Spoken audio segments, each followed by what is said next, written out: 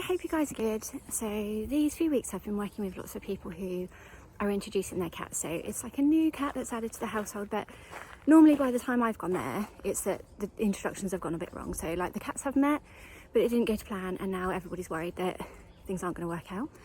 So what I think it's good to remember is that cats are suspicious. They're very suspicious by nature, and if they meet a new cat, like a strange cat, very rarely are they going to be pleased to see them. So if you do have a cat that's met another one and it's like, yes, a friend, you're in the minority, and it's very rare. If you have one that's like, fine, you can stay, then even that's rare. What like the normal response is like, no, why have you done this? I don't want another cat in my home. Why have I suddenly got to put up with this? So they will be very suspicious of them. They don't know if that other cat's going to attack them, going to take over their territory. And both of them are feeling that about each other. So both of them are immediately on edge.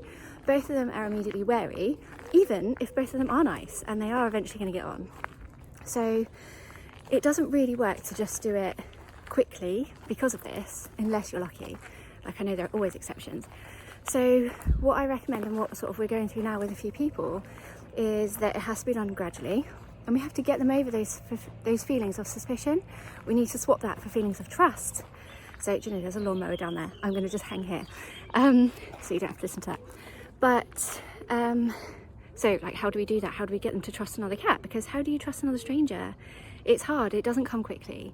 So what I normally recommend is that your cats meet through a barrier, or if you've got sort of like cats you know how they will respond to certain things. So if you have a really super food motivated cat, and you know that it will sit in front of you waiting for that treat, if you've got a treat in your hand, then your cats can meet in this way, and that you know that that cat's not going to go running over to the new one because they're sitting waiting for their treat. So these sorts of ways to manage their behaviour you can use, or a barrier works pretty well too.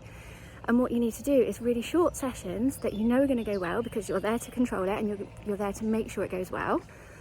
And you build up a load of these small meetings, so you're building that foundation for them, and you are helping them get to know each other in a really safe way. There's no risk of chasing because of the barrier, or because there's treats or toys or whatever it is that you know will keep your cat's attention, and you just let that grow, and you just build upon that. And I think there's sort of a misconception that what you do is you get your cats together. You might start gradually, and then you just lengthen that out for as long as you can. And some people feel bad, like, oh, I had to end it. I had to end the meeting because life's busy and I have to do stuff. But that's totally fine, because the short positive meetings, but a bunch of them where you are there to give them your full attention, just sets you up for lifelong success. Because as you continue going with this and you move through the process and you begin to give them more freedom and you take away some of that control, by that point they do know each other, and that suspicion is gone, and they're like, oh yeah, that's fine, I've spent ages with this cat who's never chased me before. So that just gets them off on a much better footing. So obviously, again, there are exceptions, and some cats still refuse, and it takes longer and it takes more sort of hands-on approach. But this is I just think something that we don't keep in mind when we start our introductions. We just are like, come on, get to know your brother, let's be friends. Whereas actually we are trying to facilitate that trust between them, and once they've got that, then they're good for life. Anyway, hope you guys are all well. Have you seen all the stuff in the news about the cat cafes recently? So I had an article published in The Guardian yesterday, or I was quoted in an article in The Guardian, and Fig was on ITV. So if you are in the south of England, you might have seen him on there, because he was adorable, and I'm glad he got some TV time.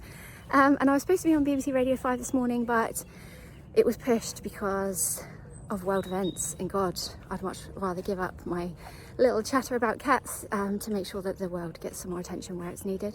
So that's fine. But hopefully it will come back round. Yeah, hope you guys are all well. Let me know how your cats are doing, and I'll catch you Saturday for another video. Take care. Bye.